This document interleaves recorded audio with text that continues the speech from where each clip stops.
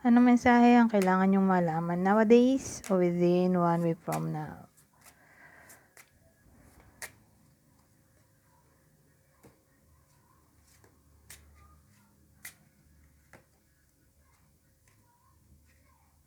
So, meron tayong 10 of Diamonds at 2 of Spades. Ano to?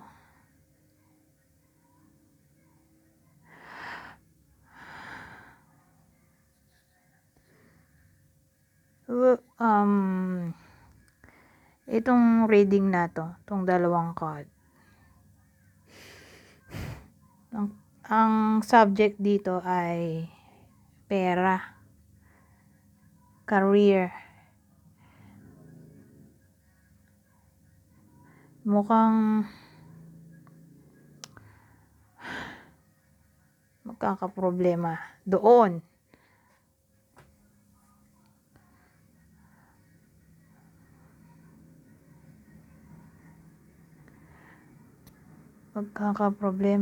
Pwedeng yung iba sa inyo workplace, di ba? Yung iba workplace ganito. Magkakaproblema yung inner relationship, mapofall sa workmate. Okay?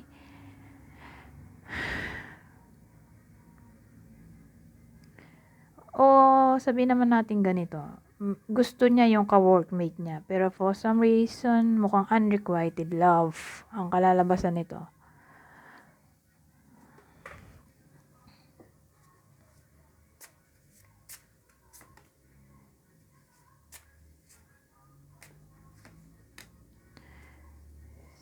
So, may ano naman tayo dito, Diamonds, 5 of Diamonds, King of Spades. Ang tatama nito lalaki, kasi may king tayo dito. 5 of Diamonds. Lalaki. Baka magkaroon siya ng new job kung wala. Parang may something new na maaaring dumating sa buhay niya. Lalaki, maitim, moreno.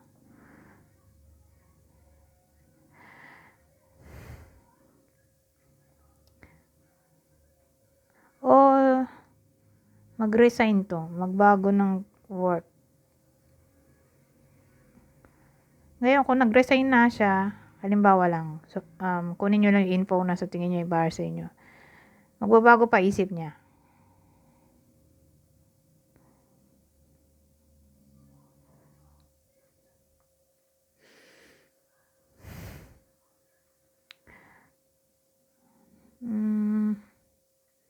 Okay naman ang relationship. Sabihin naman natin na hindi maganda ang takbo ng business, finances. Dito magkakaroon ng konting pagbabago. For the better. Sabihin natin improvement.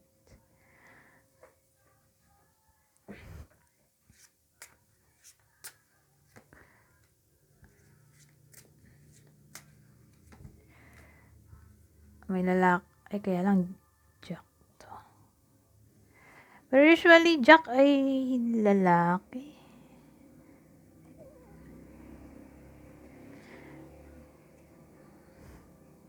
So, hindi ko masabi kung anong gender. Pero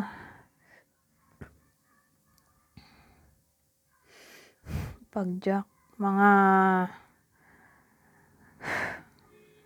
40 years old and, hindi, 39. O sabihin natin 40 years old and below. Yung edad, walang gender, di ko alam eh. Pero usually, lalaki yan eh.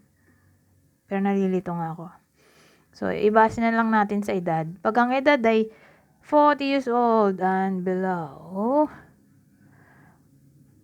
kung hindi bagong relasyon to, ay bagong friend. May darating sa buhay niya. Someone new. So, pwedeng bagong magugustuhan o magkakarelasyon na siya. O magkakaroon siya ng bagong friend.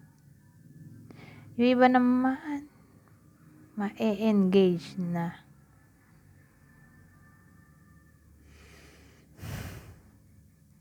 Kung in a relationship pero single, yung status, civil status, baka ma-engage na.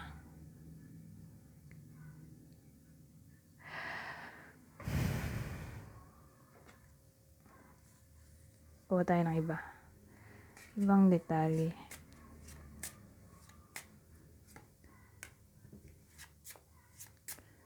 Seven of Hearts. Ano yan? Oh.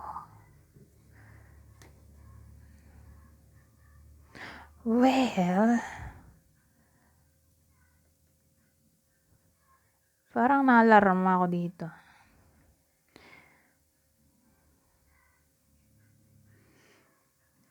Yung iba lang sa inyo na single ha, ganito. Within 1 week lang naman to. Kung may makilala kayong someone new o may mag-offer ng love sa inyo,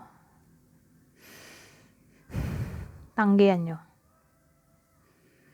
Kasi malaki ang chance na lulukoyin lang kayo nito o bibigyan kayo ng problem. Hindi siya maasahan. Okay, yung feelings niya hindi reliable. Kaya wag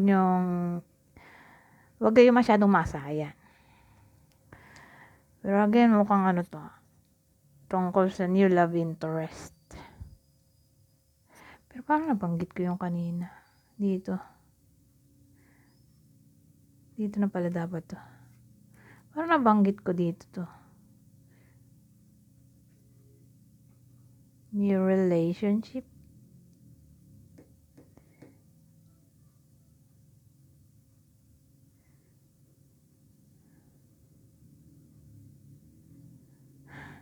Pero ang tatama naman nito ay 40 and below.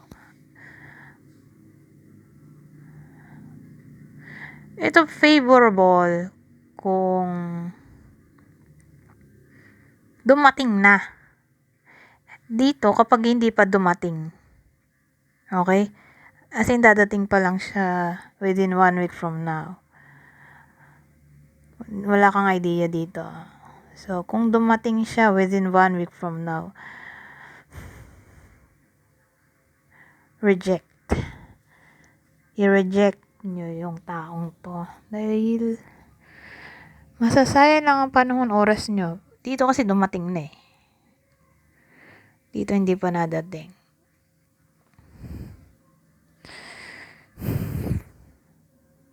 Um, 8 minutes na. Anyways, hanggang dito na lang. Goodbye for now.